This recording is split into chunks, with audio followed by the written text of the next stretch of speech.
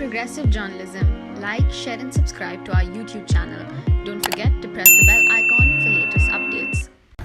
The Royal Caribbean's 5,518 passenger Symphony of the Seas is the largest cruise ship to be constructed ever. Symphony is about 1,188 feet in length and 238 feet in height, making it about 5 times the size of Titanic. The ship has everything you could possibly think of on board.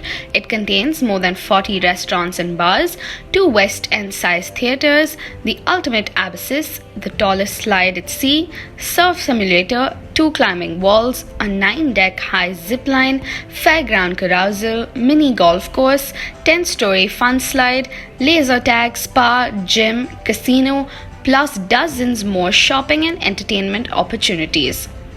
Constructed in 2018 and operated by Miami-based cruise line Royal Caribbean, the Symphony of the Seas is the largest floating luxury hotel in history.